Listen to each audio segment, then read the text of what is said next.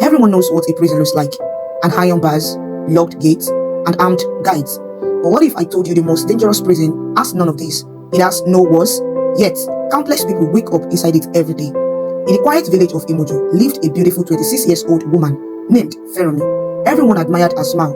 Everyone believed she was living her best life. But no one knew she was serving a life sentence inside a prison no human eyes could see. Every morning, Feranmi stepped out with a smile that could brighten the old village. She greeted everyone warmly, helped elderly women fetch water, and laughed with children along the dusty paths. To Imojo, she was the happiest young woman alive. But when the sun disappeared and darkness covered the village, her smile disappeared too. She sat alone inside her small room, staring into nothingness. There was a battle she fought every night, and she was losing it. Feranmi lived alone in the mud house her late parents left behind. The walls were old, but they had to keep every tears from the public. Some nights, she lit a small lantern just to hear something burn. Silence had become her closest companion. She feared it, yet she could not escape it. The louder the silence became, the more painful her thoughts grew. Little did she know, silence can become a prison too. Whenever anyone asked, "Feranmi, how are you?" her answer never changed. "I am fine." She said it so often that even she began to believe it. But behind those two words hid years of disappointment, unanswered questions, and wounds she never spoke about. The village admired her strength, yet no one realized she had become an expert at hiding pain behind politeness. Sometimes, the greatest lie is not spoken to others. It's the one we tell ourselves. Sleep really visited Feranmi. Long after the village had gone quiet, she remained awake, listening to the wind whisper through the trees. Her eyes were tired, but her mind refused to rest. Every memory returned like an unwanted visitor. Every regret numbed loudly than the one before. Money always came, but peace never did. She was exhausted, not from work, but from carrying a heart no one else could see. One afternoon, children gathered around Feranmi as she told them stories beneath the mango tree. Their laughter filled the air, and everyone passing by smiled at the beautiful sight. But the moment the children left, her cheerful face faded. It was as though she had removed a mask only Ever could see. Some people wear makeup to hide scars. Feranmi wore happiness to hide a broken soul. An elderly widow named Mama Shadi watched Feranmi from a distance. There was something in the young woman's eyes that troubled her. One evening, she gently asked, "My daughter, who taught you to smile while your heart is crying?" Feranmi froze. No one had ever asked her that before. She forced another smile and walked away. But the question followed her all the way home. That night, Feranmi stood outside her house, staring at the moon above Imojo. "Why do I feel trapped?" she whispered.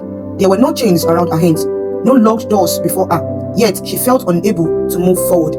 She did not realize that invisible prisons don't lock your feet, they imprison your mind. And somewhere beyond what she could see, heaven had already begun preparing the key. The next morning, Feranmi walked to the village stream as usual. As she bent to watch water, her eyes caught a reflection. She smiled, but the woman staring back looked like a stranger. Suddenly, an old memory flashed through her mind. She quickly looked away as though the water knew secrets she had spent years trying to bury. Years ago, Feranmi had dreams bigger than Imojo village. She believed her future would shine brighter than the morning sun.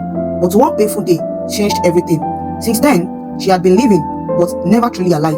Some moments don't just break your heart, they quietly imprison your future. She returned home. One thought echoed in her heart: "You will never become who you were created to be." She stopped walking. No one was around, yet the voice felt real. It wasn't loud, it didn't shout, it whispered. Sometimes, the loudest shames are the whispers we believe about ourselves. Feranmi kept walking, but the words followed her. That afternoon, the women of Imojo gathered in the village square. They praised Feranmi for her kindness and good character. "You are blessed," one of them said. She smiled politely. If only they knew. Some people receive compliments with their lips, while silently disagreeing with every word in their heart. Feranmi thanked them, but deep inside, she felt completely unworthy. Back inside her house stood an old wooden chair that once belonged to her father. She never moved it, she never sat on it. Every time she looked at it, memories rushed back like a flood. Some wounds don't bleed anymore, they simply refuse to heal. That chair reminded her of a life she wished she could relive. That night, Feranmi woke suddenly, breathing heavily. The same dream again. She saw herself running through darkness, calling for help, but no voice came out. Just before someone reached for her, she woke up. Her pillow was soaked with tears. The prison followed her, even into her dreams. Everyone in Imojo knew Feranmi's story. Also, they thought. They knew she lost her parents. They knew she lived alone. But there was one chapter she had never told anyone. Not even Mama Shade. not her neighbors, not herself, because some secrets hurt more every time they are spoken. As dawn broke over Imojo, Feranmi knelt beside her bed. She tried to pray, but no words came, only tears. She wondered if God had forgotten her. What she didn't know was that heaven is often possessed when it feels painfully silent, and her story was about to take a turn she never expected. While cleaning her house, Feranmi found her late mother's worn Bible beneath an old wooden box. Dust covered its faded cover, but one page was folded. She opened it and read only one sentence: "You shall know the truth, and the truth shall make you free." She quickly closed the Bible. Those words unsettled her more than she could explain. That evening, Mama Shade stopped by with roasted corn. "My daughter," she said softly, "God has not forgotten you." Feranmi forced a smile. "How did you know I needed to hear that?" Mama Shade simply smiled. Sometimes, heaven whispers before it speaks. Those words lingered long after the old woman had gone. As Feranmi prepared for bed, she accidentally dropped a small mirror. It shattered across the floor. She stared at the broken reflection. For a moment, it looked exactly like the life she had been living.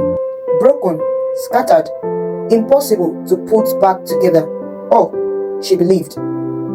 For the first time in many years, Feranmi knelt without pretending. No rehearsed words, no religious language. Only one sentence escaped her lips: "God, if you are still there, please find me." She didn't know it then, but sincere prayers never fall to the ground unnoticed. That night, she dreamed she was standing inside a dark prison. Suddenly, a bright light appeared. A voice said, "The door has never been locked." She rushed toward it, but woke before reaching it. Her heart raced. What did the dream mean? The next morning, Feranmi sat beneath the old Iroko tree. For the first time, she admitted something to herself. "I cannot keep living like this." The words were quiet, but they carried the weight of years. Sometimes, freedom begins the moment we stop pretending we are free. As evening settled over Imojo, someone knocked gently on Feranmi's door. She wasn't expecting anyone. When she opened it, no one was there, only her mother's Bible, carefully placed on the doorstep. A cool breeze swept across the compound. Feranmi looked around the confusion. Then, she slowly picked it up. Holding the Bible close to her chest, Feranmi looked toward the dark sky. For the first time in years, she didn't feel completely alone. The prison around her had not disappeared. The pain was still real. The questions still remained. But somewhere beyond what her eyes could see, God had already begun unlocking a door that fear could never close. And this was only the beginning.